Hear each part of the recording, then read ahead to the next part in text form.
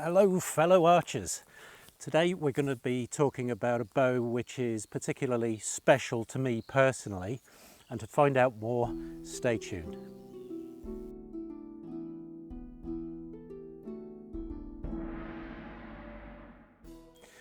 On today's Robin Hood Archery video, we've got this beautiful S&H ILF riser.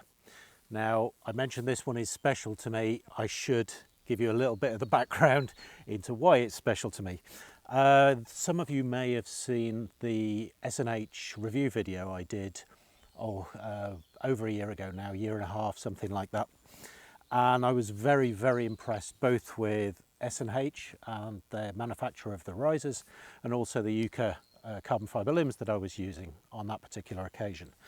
And very soon after that video was shot, I started a collaboration with Harry at S&H in Spain on a limited edition riser specifically for Robin Hood Archery. And I'll put in a few photos as I'm talking of this riser, and you'll kind of see what I'm talking about, why I think it's special as we go. It's a 17-inch riser. It's got quite a small sight window, but if you're an instinctive archer, that's not going to matter in the least. In fact, it won't matter for a lot of people anyway. It is absolutely supremely comfortable in the hand. That's one thing I noticed from the first S&H riser that I shot, was it just sits so naturally in the hand. I've shot hundreds of different bows, from 80 euros to the most expensive, about 3,000 euros, I think it was, 2,800. Beautiful in their own right, but I have yet to come across a riser that's as comfortable as the S&H. So that was a huge selling point for me when I was talking to the guys there. What else can I tell you? It's true centre shot. The S&H risers are true centre shot. If you don't know what that means, very, very quickly, is this sight window is cut past centre. So when the arrow is knocked in on the string, the shaft of the arrow sits absolutely centrally to the bow, in the centre line of the bow, okay? So you've got no archer's paradox with arrow flight to worry about. Very little anyway. What else can I tell you? Yes, it's nicely engraved up with the RHA logo, of course, as you would expect. Only 10 made, and those 10 were issued with, I say were, I'll come back to that, were issued with certificates of authenticity. Now there are only 2 left, so 8 have gone, and I believe numbers 2 and 5 are left, irrespective anyway. They've kind of sold really, really well. Most of them have been sold with the Uka limbs as well. What else can I tell you about it? It's zebra wood with micarta accents. In the case of the Robin Hood Archery Limited Edition, it's red and black micarta, which suits the zebra wood perfectly, I think. The performance of these is absolutely rock solid. They're quite a weighty riser. So the central mass of the bow has its own inbuilt stabilising effect, if you like. It took me a little while to get used to shooting because I've been used to English longbows and Asiatic bows, which are feather light. So when you're picking up a bow that weighs, let's say 1.2 to 1.5 kilo complete, I can't remember what this one is, I'll put it up on the screen somewhere. It comes as a bit of a shock to the system, you know, always picking that up. Again, that's not a problem for most people, it was just my particular shooting history.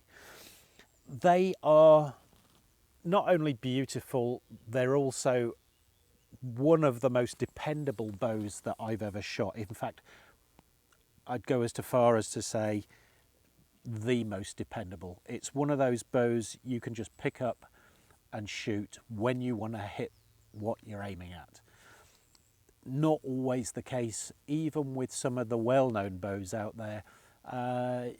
In some ways, traditional bows, it's nice to have to work for results. and other times you don't really want to be working against the bow. That may be putting some bows down, and I don't mean it in that way. I'm just trying to emphasize that this is a bow that is just a joy to use. Basically, all that blah blah comes down to that. It's an absolute joy to use. So, you want to see it in action? Let's do that. Now, I've been keeping this bow secret really because I've actually had this for a little over a year. What with one thing or another, COVID, health issues, it's taken me this long to get around to doing this video, and I beg your forgiveness at S&H, guys. Silvio and Harry there at S&H, I do beg your pardon for that one. Hoping to put that right now with this video. Moving on, first thing, as I've already mentioned, when you pick it up, it fits absolutely beautifully in the hand. I can't emphasize that enough. It just feels so comfortable and natural in the hand. Okay, next point. Again, as already mentioned, the arrow sits absolutely in the center line of the bow. What does that mean in end effect? Well, as already mentioned, the Archer's paradox with arrow flight is lessened. It makes tuning your arrows and choosing the right spine, both dynamic spine and static spine, much easier. It'll take a bigger range of tune than some of the other traditional bows on the market, which are not cut past center. Okay, the next stage is the draw. Now this comes down obviously to the limbs. It has got, let me just take this arrow out for a moment, such a smooth draw. The Uka limbs I cannot recommend highly enough. They are absolutely sublime. They've got a number of different models in their range, from very, very expensive to actually quite affordable.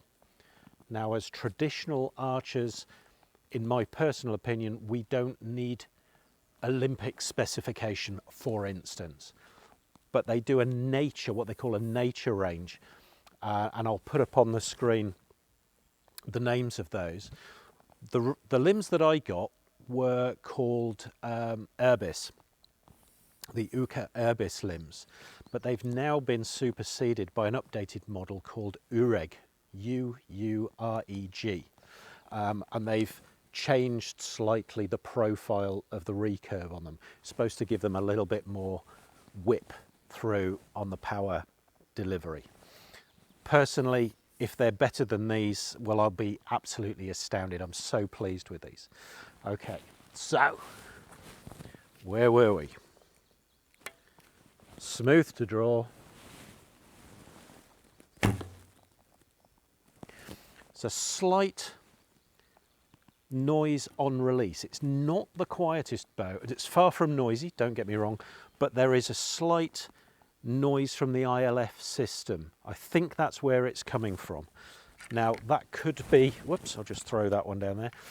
That could be generic to all ILF bows. That I couldn't tell you. Let me just do another one and you'll see what I mean. It's not a rattle, it's not a vibration, there's just a very specific noise to it. It may well be solved with their new bolt system, which they've introduced, which has got like a, they've got spacers in them, and therefore you've not got an aluminium bolt sat directly onto the carbon limb.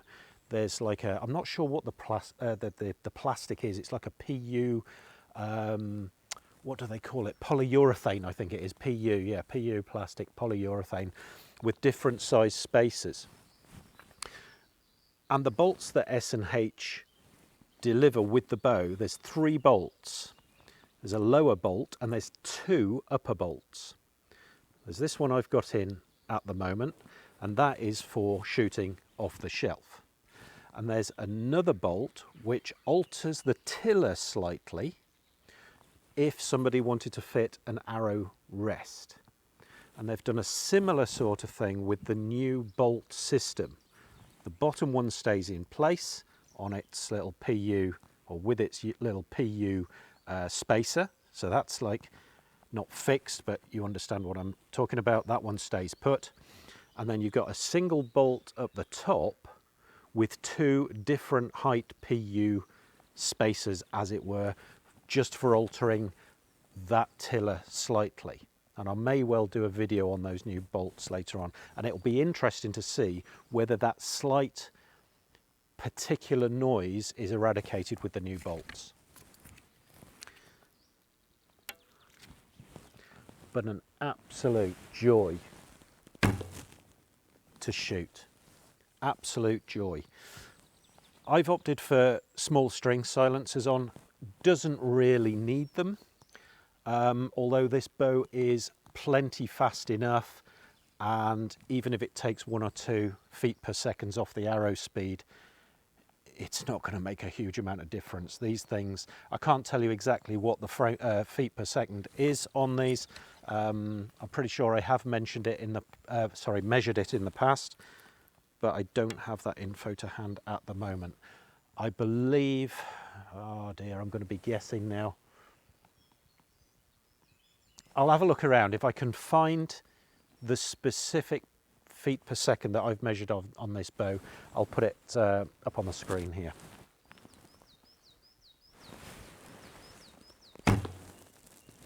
Really, really lovely. So guys, that is it for today. That is the S&H Limited Edition riser built specifically for Robin Hood Archery, and I'm absolutely in love with it. It's complete pride of ownership, and it's got the bonus of being one of the best performing bows I've ever shot. What more do you need to know? Before we go away, you thought that was it, didn't you? What about another special addition to the Robin Hood Archery lineup? In the last few months, S&H have been introducing new woods, other new manufacturing techniques, a completely new riser, all kinds of innovative stuff. They really are archers building bows for archers, or building risers for archers. What do you think, guys? Leave a comment down below in the video. Do you think that's something that would interest people? Another run of, say, 10 Robin Hood Archery Special Edition risers from S&H? Tell me what you think. Catch you next time on Robin Hood Archery videos. I'm off shooting.